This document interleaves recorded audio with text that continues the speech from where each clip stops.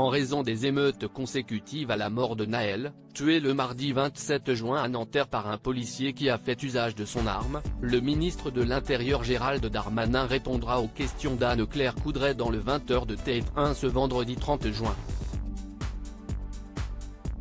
Une nouvelle nuit de violence attend-elle la France ? Jeudi 29 juin, pour la troisième fois consécutive, des émeutes ont éclaté dans de nombreuses villes françaises, malgré la mobilisation de 40 000 policiers et gendarmes. Selon un bilan définitif communiqué par le ministère de l'Intérieur, 875 personnes ont été interpellées dans toute la France. Ces tensions ont éclaté à la suite de la mort de Nahel, ce mineur de 17 ans tué à Nanterre, dans les Hauts-de-Seine, par un policier lors d'un contrôle routier. Lors d'une nouvelle cellule interministérielle de crise ce vendredi 30 juin, le président de la République Emmanuel Macron a affirmé que des moyens supplémentaires allaient être déployés. Émeute en France, Gérald Darmanin invité de TF1 4 jours après la mort de Nahel afin d'endiguer les violences qui pourraient éclater à nouveau ce vendredi soir, plusieurs mesures ont d'ores et déjà été prises par le gouvernement.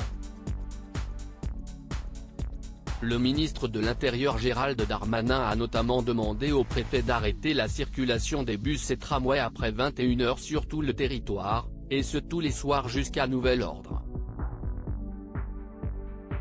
À Saint-Denis, le Stade de France a annoncé l'annulation des 2 concerts de Mylène Farmer, qui devaient se tenir ce vendredi 30 juin et ce samedi dans son enceinte.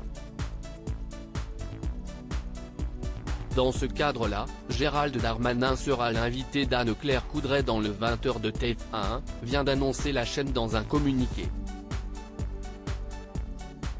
En direct sur le plateau, il viendra annoncer les dernières décisions prises par le gouvernement après une troisième nuit de violence, et répondra en exclusivité aux questions d'Anne-Claire Coudray, indique la Une.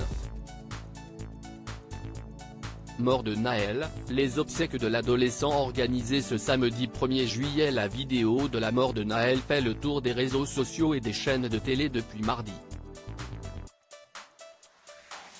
Alors que les policiers avaient affirmé dans un premier temps que le jeune homme leur avait foncé dessus, ils se sont finalement rétractés avant de révéler que le conducteur avait seulement accéléré après s'être arrêté à la vue des fonctionnaires de police.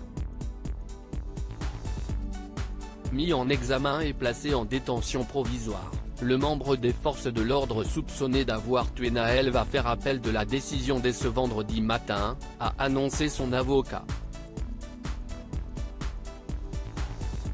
Les obsèques du garçon de 17 ans doivent se tenir ce samedi 1er juillet à Nanterre.